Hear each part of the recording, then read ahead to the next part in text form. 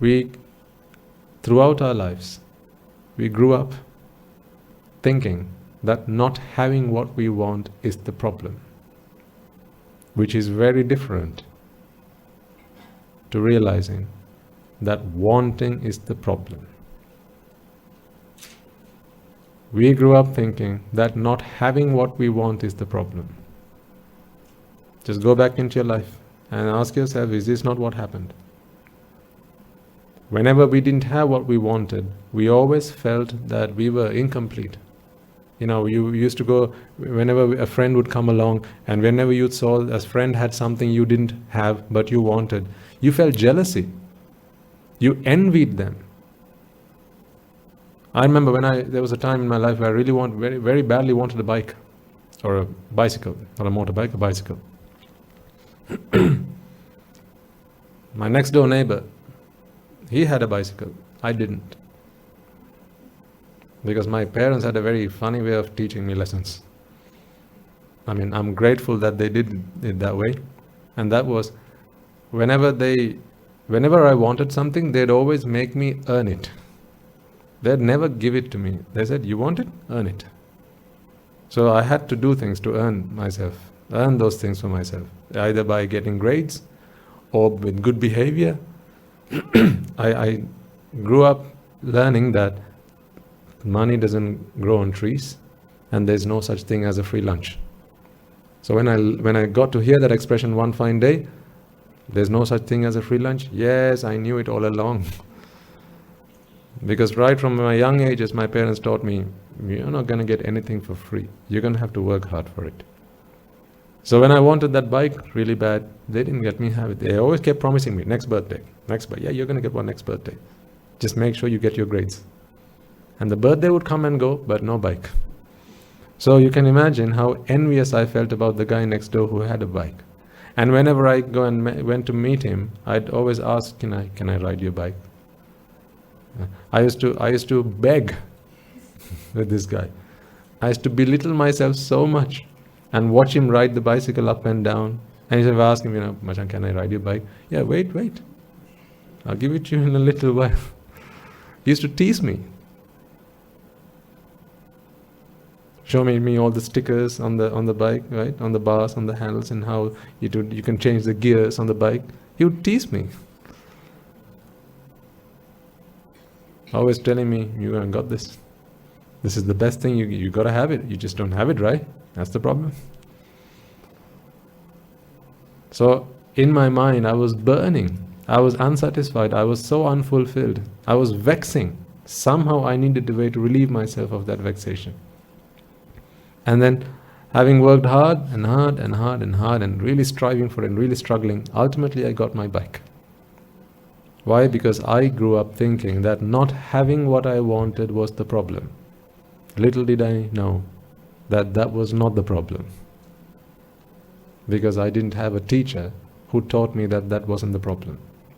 I thought not having what I wanted was the problem. Eventually I got the bike, and now I have a bike. All problems solved? All problems solved? No. He only looked after his bike.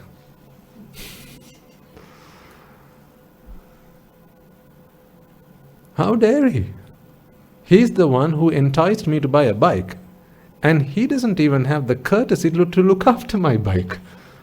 I've got to look after my bike. How unfair is that? I had to look after my bike. He never showed me all the mud that he would gather up on his bike as he rode along the muddy grounds and the muddy roadways. He never showed me all that, but I could see the mud flying from the wheels, and I thought, wow.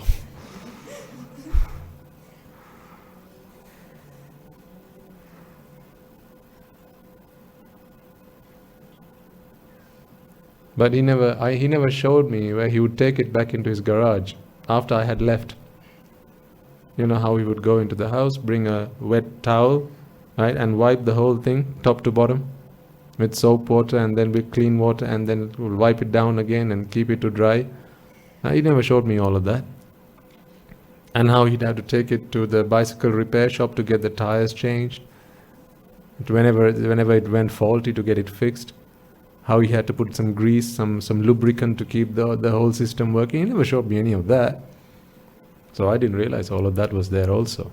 And on top of all of that, he never told me that you got to look after it, because someone else might take it. He never showed me any of that. All he said was, your life incomplete? Just don't have this, that's why. So I was in a state of, I didn't have what I want. What I did was all the things that I had to do to ultimately get it, and then I moved from not having what I want to have what I want, and now from a state of sorrow to a state of fear. So what had I paid money for? I mean, paying money was all right. What did I have to do my exams for? Fear. What did I have to get good grades for? Fear. All those sleepless nights. Studying the multiplication table, good Lord. 12 times table I had to learn that off by heart. All just to get myself a bicycle. Actually no, to get myself what? Fear.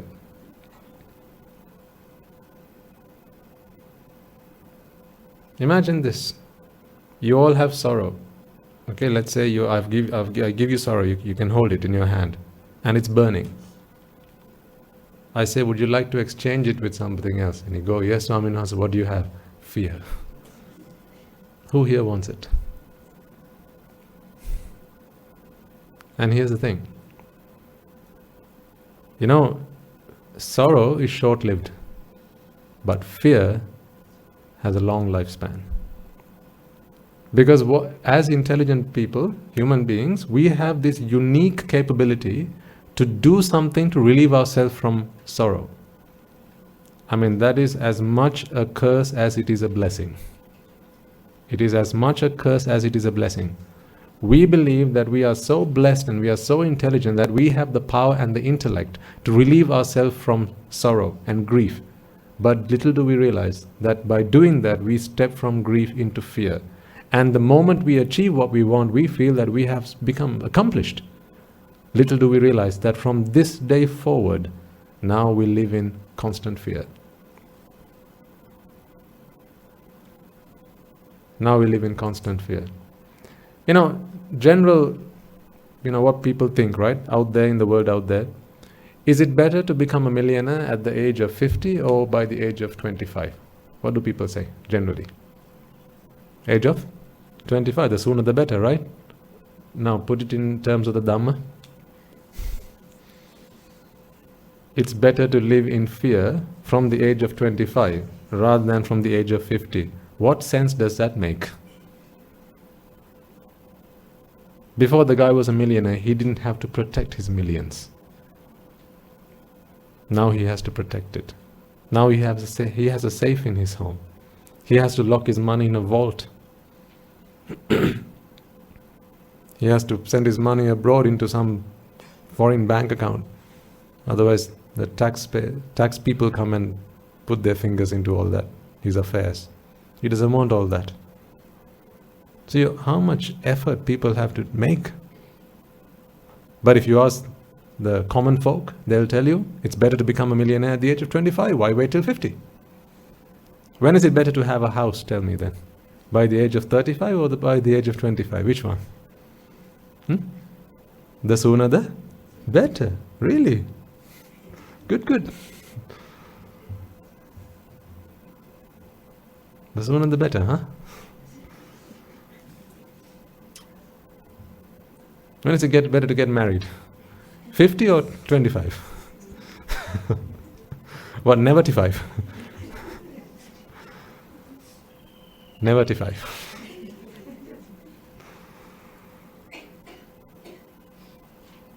So, put it in the sense of the Dhamma, it's better to start looking after a wife from the age of 25 rather than wait till 35, 45, 55.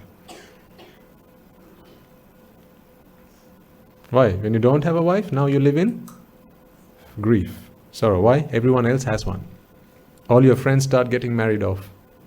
Right? Go back into that time of your life where everyone in your school, your batch, right? Everyone started getting married, and then people started asking you, Anything? Any news? And what's going on with your life? When everyone's starting posting Facebook posts, right? Feeling blessed, feeling on top of the world, feeling joyed, feeling loved, right? And then they keep tagging pictures of their new fiancés, and so on. But did any of them say, I fear that I might lose him? No, they never put that stuff on there. But the truth of the fact is, from the day attachment landed in your mind, from the day that that first affection appeared in your mind, from that day forward you lived in constant fear. Fear of losing, fear of falling back to the previous state. Only a couple of days ago I was talking to the Anagarikas and I was asking them, do you remember the time when you started going out with a girl? You can think over the time when you started going out with a boy or whoever, just in your whichever circumstance you found yourself in. The day you first saw someone and thought,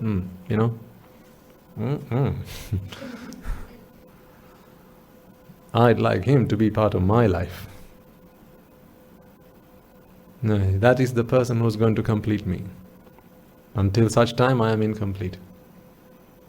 Until you set your eyes on that person, or until someone came along and said that this is who is going to make you complete, or until at least that thought appeared in your own mind, you had no idea about what was going on in that person's life. You had no fear, you had no worry, you had nothing. You didn't care two hoots about that person. It was just another person. You had no problem. However, when your friends started to say, anything interesting happening in your life now? You come on, right? Everyone else, right? Sunil got married, Neeta got married, and Jasmine got married. What about you? Sandy's going to get married. Tracy, you got married yesterday. Are you coming to Natasha's birthday, wedding ceremony? Wedding, what about you? Maybe we'll find you someone in the wedding. Right? This is what people start talking about. And then, all of a sudden, these are words of poison. This is the poison dart. And the worst thing is, it comes from the best of friends. Because their words you trust. It's not like when an enemy comes and tells you something. Because then you always have your guards up. I'm not sure what this guy is saying. Is it in my best interest or not? But when your best friend say something to you, now of course you take it at face value. They have to be saying the truth. It's your best friend. But go back and think to yourselves, all the things in your life that you went on to acquire, was it not the people that you trusted that told you that this is what you need to have in your life? In other words, they were your friends. They were your family. Best friends. I'm not saying they did it out of malice. They just didn't know. They were lost just as much as you were. So the moment they put this plant in your mind, the moment the poison entered in your mind, now it's poisoned. The poison chalice. The moment this poison entered your mind, now you are left with a void that needs to be filled. Someone asked me the other day, I think, what does anicca mean? This insatiability. Now you have a void that needs to be filled. But it's like filling a bottomless bucket. Okay, so I'm going to take you one step further. You understand all of this? I'm taking one step further. This feeling of vexation is like trying to fill a bottomless bucket. Just imagine you have just been summoned by a king, and the king has ordered you've got to fill this bucket up before noon, otherwise chop off with your head. He's given you got to fill it up with, say, sand or something, and he's given you a bucket. You look in the bucket and you see it has no bottom. And he says, you've got to fill it. Can you imagine how you'll feel at that point in time? You have to fill it. But you know it'll never be filled. But you say, not Swami, no. You say, but Your Majesty, this is a bottomless bucket. How can you expect me to fill it? The king says, I don't care. Fill it. But Majesty, it's bottomless. You can't feel it. I don't care, just feel it. Just imagine yourself in that situation where you have to do something, but no matter how much you try to do it, it won't be done.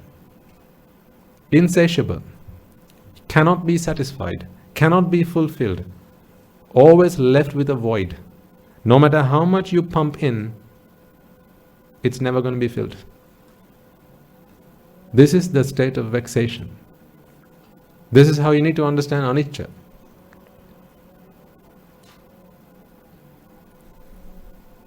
See, this is what I'm saying. Right from day one, we came into this world looking for happiness. And we kept pumping this, that, and the other. All of the things that people said, try this, we tried that on, didn't fit. Try this then, tried that on, didn't fit. Try this then, tried that, didn't fit. Have you ever been in that situation where, say there's a wedding or some kind of party you need to get to, but you just can't find something to wear?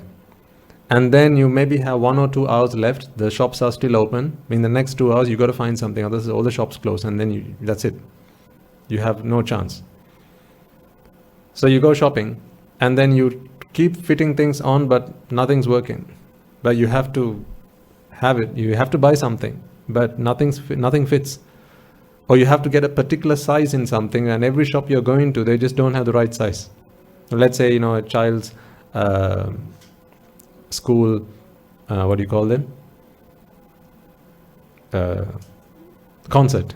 Say your child has a concert at school, and you have to buy something for that concert, maybe some kind of kit, and it was only last minute that they said, "Oh, Ami, I forgot. We need to get that for school tomorrow." Yeah, thank you for telling me now. So now you have to go shopping for this thing, whatever it is, and there are only certain shops that stock it, and to every shop you go, they just don't have the right size. And if you don't take it to school the next day, then the consequences are going to be pretty dire. So you go from one shop to the other. Every shop you go to, they just don't have it. They've run out of stock, madam. All the children, they've been coming in buying this. So we don't have any more stock left. When's the stock coming? Next week? Now, you can't send your child to school without it. But no matter how much you try, you can't find it. Have you not found yourself in that situation? Where there's a problem that needs to be solved, but every solution that you come across is not a solution. It looks like a solution, but every time you try that solution, it just doesn't fit. Just doesn't fit. Sometimes, another good one that I had some experience in. Like when you try to cook something and something goes wrong, say you've added too much salt and now you have to try and save it. You need to try and salvage this. And you try and keep adding things to this curry, but no matter what you add, right, either it becomes too spicy, or it becomes too salty again, or it becomes too sweet. You just keep adding things trying to make it taste okay, but with everything you add, it's just becoming a broth now. Everything you add is making it a soup. It used to be a curry, now it's becoming a soup. So you need to add as little as possible, but everything you add is just making the mess worse. Oh, and sometimes when you try to take something off on a item of clothing, say someone spilled some paint on it, or some kind of stain on it, and you try to take it off with something, sometimes when you add it, it worsens the job. Right? Now you got to go find something else, and you add that, now the mess becomes even worse. And you have to clean this. There's no choice. You can't find anything else. You can't substitute this with anything else. This is your uniform. You can't get anything else for this instead. Now you have to clean it, but everything you add just makes the problem worse. This is the feeling of vexation. Insatiable. No matter how much you try, you can't get it done. The reason for this is because you're trying to find a solution by relieving yourself of the solution, of the problem. You're trying to find a solution by trying to fix the problem. You're trying to address the problem. You're trying to address the problem, or rather, actually, you're trying to redress the problem. You're trying to redress the problem, not address the problem. Two different words. To redress the problem is to find compensation, to give some sort of compensation. But to address the problem requires you to go to the root and fix it there. So, in that situation where there's a stain on a piece of clothing and you need to solve this problem, you keep adding all these types of detergents, and every time you add something, it gets worse. The solution there would be just be okay with that. That's just the way it is. It's a new style. I mean, it will come to that point. There will be a point where at one point you go, Puta, this is if your teacher asks, say this is the new style. This is the new style. Sometimes, say you've cut your hair a little bit too much. Right? Say, maybe ladies, you might have had this problem. You have long hair and you start cutting it. So you first cut from this side, then go from the other side, and then one side you cut too much. Then you have to shorten the other side. When you shorten the other side, now it's too much on that side. Then you shorten this side, and then again you keep shortening it until you end up with a bob cut. Perhaps that's how some of you have that. You kept getting it perfect, but every time you tried it, it just got worse. And then just, sod it. I kept doing it, and then I just don't want any more hair. Now I have no problem. So this is that feeling of vexation. You have a problem, you need to find a solution out of it, but every time you try, you keep falling back into a worse problem than the one you were in. Because the solution we think is Abhisankara. Have you heard of the Pancha Mara? Abhisankara is one of the Mara. Machu Mara, Abhisankara Mara, Mara Mara. So this is the various types of Mara. And Abhisankara is one of the Mara. In other words, what the Buddha says is, Abhisankara is not a proper solution to any problem. But we seem to think that it is. And now you see, you can see it in real life. All of the things which you thought were solutions to your life's problems only put you from a state of grief to a state of fear. Is there anything in your life? So here's a question. Is there anything in your life which you are today attached to, which you don't fear the loss of, or that something might happen to it, someone might take it from you? If so, that's not something you're attached to. Simple as. If there's anything you can say, Swami, not this, I don't care, anyone can take it, I don't mind. Well, then that's not something you're attached to. You can't be both attached and be fearless of losing it. If you're attached to something, you will have the fear of losing it. You will have fear of something happening to it. If you're not attached to it, then yes, you have no fear. Think through some of the things that you fear losing. Either, things you have at home, material possessions you have at home, or people in your family. Living things and non-living things. Maybe it's a pet dog. Maybe it's your jewelry, maybe it's your husband, maybe it's your wife, your children, whatever. Whatever. Your car. If there's something that you fear, you got yourself into that situation. Why? Because you thought the problem was not having it is the problem. You thought that was the problem. I don't have it. Well, what do I do now? Go and get it. So then you got it. Now, you move from grief to fear.